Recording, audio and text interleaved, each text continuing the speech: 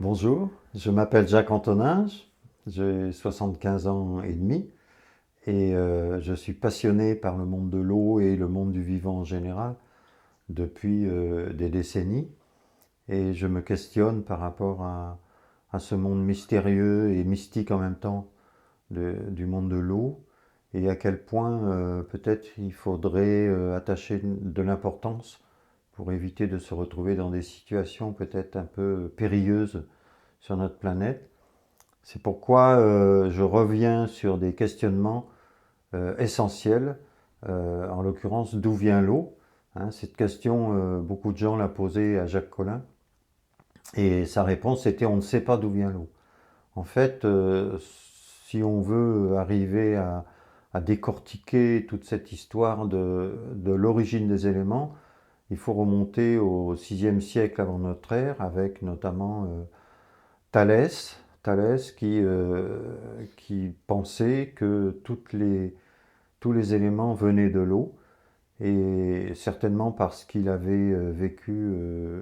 en Égypte parmi les grands penseurs de l'époque et qu'il avait constaté à quel point le Nil avait de l'importance et le monde de l'eau avait de l'importance pour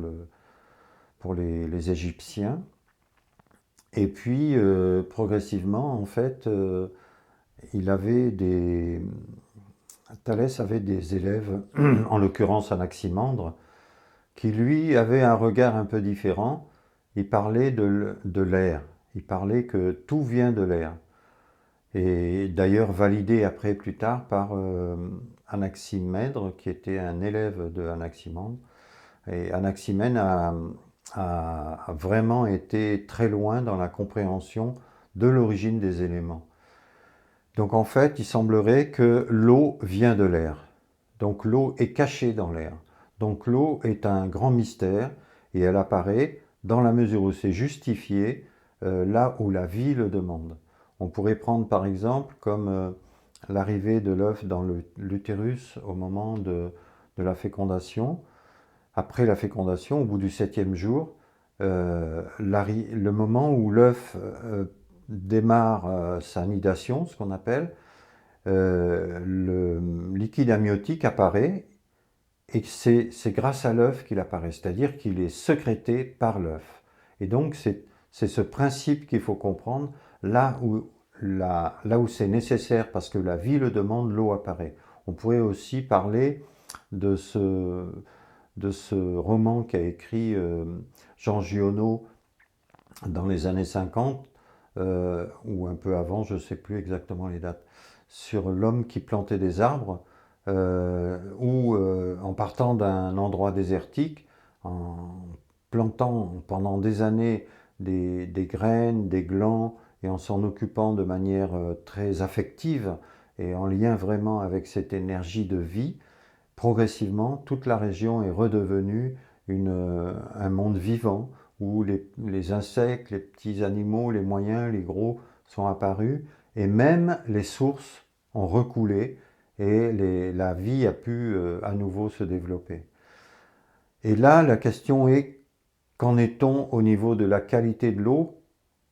Comment se passe l'utilisation de l'eau depuis l'invention du tuyau, depuis le monde industriel, depuis la fin de l'utilisation des sources sacrées et même destruction des fontaines sacrées pour labourer les champs et pour épandre des produits qui ne sont pas obligatoirement qui engendrent pas la vie mais plutôt la mort. Donc qu'en est-il? Donc l'eau existe toujours, mais sa qualité et sa quantité risquent d'être très mises à mal. Donc ce qui nous intéresse, c'est de retrouver une eau de qualité pour que sa spécificité, c'est-à-dire sa capacité d'aller chercher dans le non visible les informations dont la vie a besoin dans le visible, c'est-à-dire un vecteur qui fait le lien entre le non visible et le visible, pour que tout ce qui se passe dans notre réalité visible puisse se faire au mieux de manière harmonieuse et pour que la vie puisse se développer sans interruption et sans perte de la biodiversité. L'eau reste le lien essentiel entre le monde visible et le monde non visible. Peut-être qu'on n'a pas suffisamment apporté d'importance au monde de l'eau depuis qu'elle est, on va dire, distribuée de manière euh, peut-être, je ne vais pas dire euh, partout, mais sans prendre en compte surtout la quantité, c'est-à-dire on retombe dans des notions de gaspillage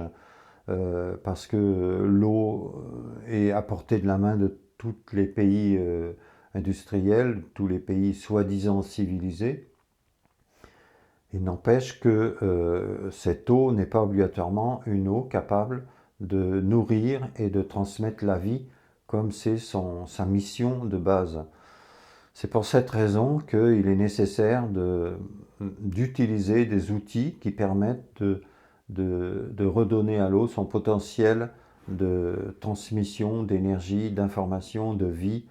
au mieux pour nourrir aussi bien les plantes, les animaux que les humains. C'est pour cette raison que je m'oriente vers des outils comme en l'occurrence pour toute l'eau de boisson et de cuisine, l'eau de la fontaine Mélusine avec la, la société Aquadine d'Euroville, qui reste pour moi une des meilleures fontaines dans la mesure où on peut considérer que c'est même une fontaine thérapeutique puisque elle va pouvoir amener des informations spécifiques à l'individu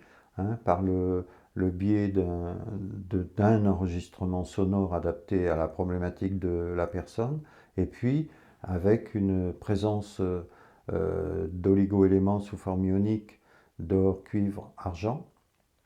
et en l'occurrence avec un pH qui correspond à celui dont l'être humain a un besoin